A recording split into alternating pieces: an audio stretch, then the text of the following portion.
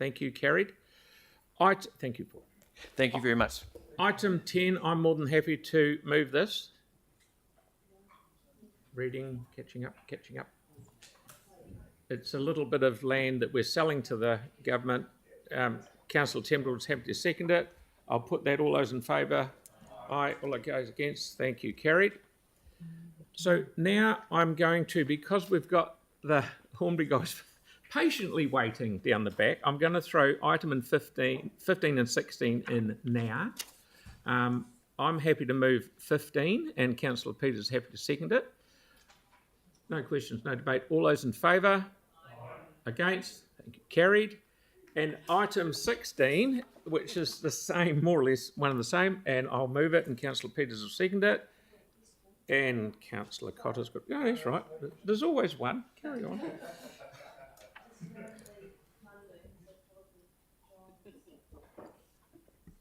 Around the Capital Endowment Fund funding. I'm just wondering, and you can probably stay there, just with the funding is required as in a priority 1, 2 and 3, immediate required and recommended works.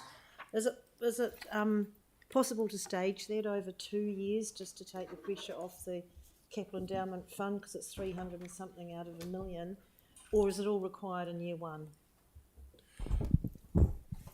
I think Matthew Pratt is probably better able to answer the question on when the funding's required, but there's plenty of available funding in the Capital Endowment Fund, still leaving room for further applications, as the report shows. It's a fairly big chunk of it.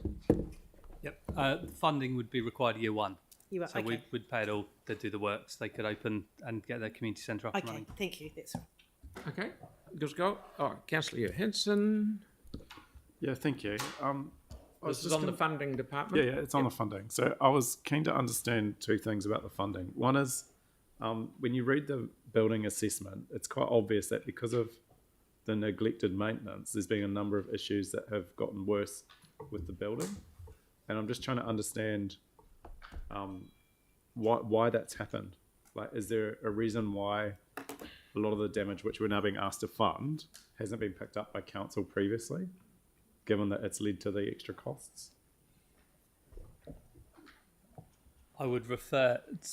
So the building's been managed, and libraries. It's a library's asset. So libraries have been managing that and have been working on that throughout. I think we've done. There wasn't a future for the building decided at the time, so we were working with the building and using it as best we could. Now that the future of the building has been decided, council's made a decision to gift it to the community organisation. The money can then be spent on that way. If the council could have made the decision to sell the building as is, where is, to another group, or to do something else with the building, the money wasn't. The building hasn't been. What's the right word to use? The building hasn't been neglected. It's been able to run perfectly fine as a library and to be used well in that respect. Thank you, Doug. So is there any money that we would have had on budget for maintenance for this building that we haven't spent? No. Why not? Because we were planning to exit the building. Yeah. The building. The plan was always to leave the building to move to the new library. So the building has been managed to that extent.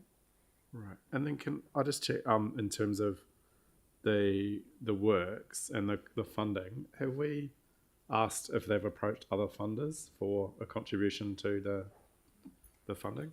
Because I see that it looks like we're funding the whole thing. Correct me if I'm wrong.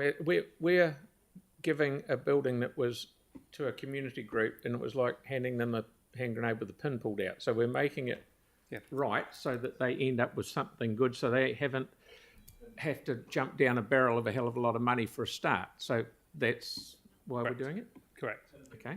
Sorry, but can I get an answer to the question? Because normally when we have these endowment fund applications, we do weigh up the ability for the group to also access external funding. So quite often we won't fund the full cost. So we've worked closely with the group. We've worked on a strategic plan with them. We've worked on.